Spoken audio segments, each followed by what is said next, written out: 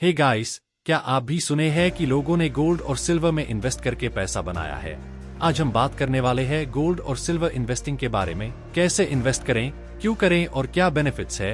अगर आप भी सेफ और लॉन्ग टर्म इन्वेस्टमेंट्स में इंटरेस्टेड हो तो इस वीडियो को एंड तक जरूर देखना। सबसे पहले बात करते हैं वाई गोल्ड एंड सिल्वर। ये दोनों मेटल्स सिर्फ ज्वेलरी या डेकोरेटिव आइटम्स के लिए नहीं बल्कि सेफ हेवन एसेट्स माने जाते हैं। जब भी इकोनॉमी में अनसर्टेनिटी होती है, जैसे इन्फ्लेशन, करेंसी डिवैल्यूएशन या मार्केट क्रैश, तो लोग अपना पैसा इन मेटल्स में लगाते हैं। इसीलिए गोल्ड और सिल्वर की डिमांड तभी ज्यादा होती है जब स्टॉक्स या बॉन्ड्स अच्छा परफॉर्म नहीं कर रहे होते। गोल्ड को हमेशा एक सिक्योर इन्वेस्टमेंट माना गया है क्योंकि ये एक फिजिकल एसेट है, जबकि डिजिटल करेंसीज और स्टॉक मार्केट वॉलेटाइल होते हैं। गोल्ड के प्राइसेस लॉन्ग टर्म में जनरली ऊपर जाते हैं। गोल्ड की प्राइस 2011 में अराउंड 28,000 रुपीज थी और अब तक ये 60,000 रुपये के आसपास पहुंच गई है। सिल्वर का भी सेम ट्रेंड रहा है। 2020 में कोविड-19 के बाद गोल्ड और सिल्वर दोनों में काफी अच्छी ग्रोथ देखने को मिली क्योंकि मार्केट अनसर्टेनिटी काफी बढ़ गई थी। तो अगर आप 10 to 15 साल के लिए इन्वेस्ट करने का प्लान बना रहे हो तो ये असेट्स काफी सेफ है। अब गोल्ड और सिल्वर के प्राइसेस शॉर्ट टर्म में फ्लक्चुएट करते हैं। अगर आप लॉन्ग टर्म इन्वेस्टर हो तो ये फ्लक्चुएशंस इतने इम्पोर्टेंट नहीं होते, इसलिए पेशेंस रखो और लॉन्ग टर्म प्लानिंग करो। अब ये तो समझ में आ गया कि गोल्ड और सिल्वर में इन्वेस्ट करना क्यों फायदे का सौदा है, पर सवाल ये है कि कैसे इन्वेस्ट करें। गोल्ड और सिल्वर में इन्वेस्ट करने के बहुत सारे तरीके हैं। Let's look at some options. Physical gold silver. सोने या चांदी के कॉइन्स और बार्स खरीदना एक ट्रेडिशनल मेथड है।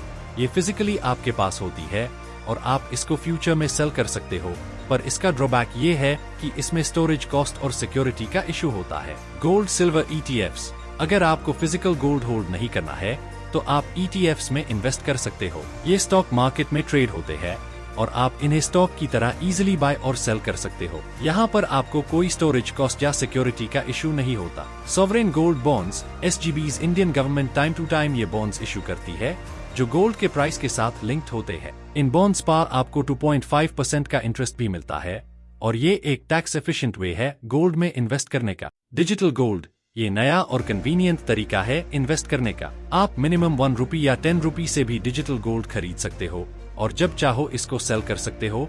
यहाँ भी स्टोरेज और सिक्योरिटी का इशू नहीं होता। अब बात करते हैं इस इन्वेस्टमेंट के एडवांटेजेस की। Inflation hedge.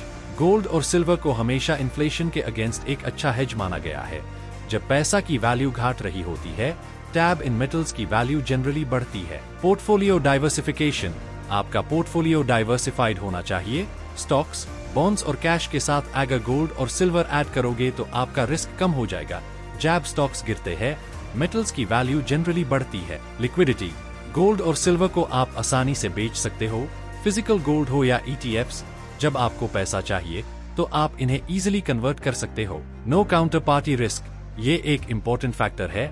स्टॉक मार्केट या बॉन्ड्स में अगर कंपनी डिफॉल्ट करती है तो आपका पैसा रिस्क में होता है, पर गोल्ड और सिल्वर आपके पास फिजिकली रहता है और इसका वैल्यू टाइम के साथ बढ़ता ही है। अब कुछ रिस्क्स और डिसएडवांटेजेस भी समझना जरूरी है। No regular income.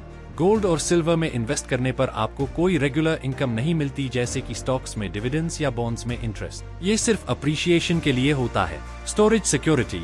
Physical gold या सिल्वर को स्टोर करना एक हेडेक हो सकता है। आपको इसके लिए लॉकर या सेफ चाहिए और ये एक एडिशनल कॉस्ट है। Price volatility.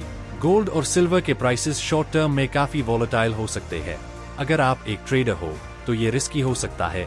Long term investors के लिए ये ज्यादातर बेनिफिशियल होता है। Making charges. ज्वेलरी। अगर आप ज्वेलरी के रूप में गोल्ड खरीद रहे हो तो मेकिंग चार्जेस एक एक्स्ट्रा कॉस्ट होती है जो रीसेल के टाइम रिकवर नहीं होती। अब सवाल ये आता है कि कितना इन्वेस्ट करें गोल्ड और सिल्वर में।